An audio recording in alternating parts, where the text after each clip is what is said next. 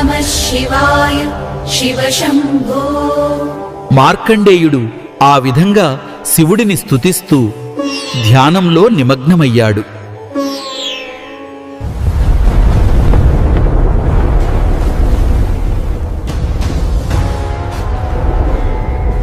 యముని రాకతో ప్రశాంతమైన ఆ వాతావరణం ఒక్కసారిగా భీతిల్లింది. మార్కండేయుని ధ్యానం భగ్నమైంది. ఆకాశం వైపు చూసిన మార్కండేయునికి తన కోసం వచ్చిన మృత్యుదేవత యమధర్మరాజు కనిపించాడు. మార్కండేయ, నీ ఆయుష్షు తీరింది.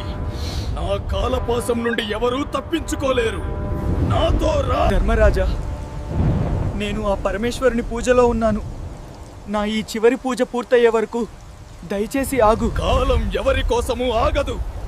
మార్కండేయ, నీ పూజలు పునస్కారాలు నా విధిని ఆపలేవు. శంభో, రక్షించు, రక్షించు. నీవే దిక్కు, నన్ను రక్షించు తండ్రి. శివుడైనా సరే నా విధిని ఆపలేడు.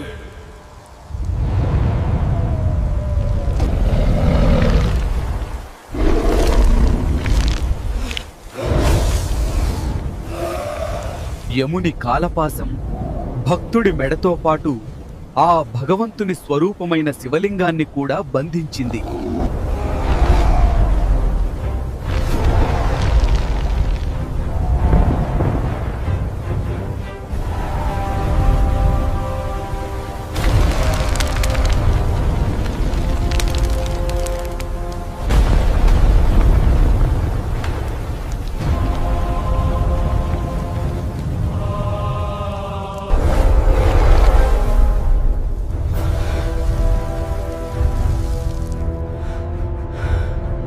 యమా, నా భక్తుడైన మార్కండేయపై పాశం వేయాలనే ధైర్యం నీకు ఎలా కలిగింది?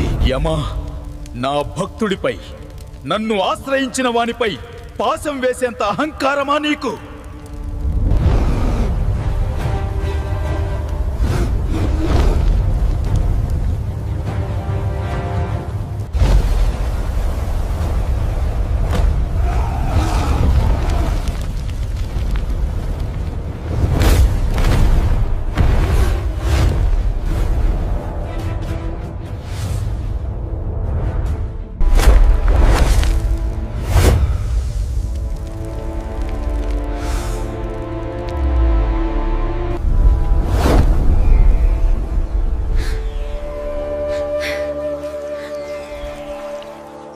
మహాదేవ్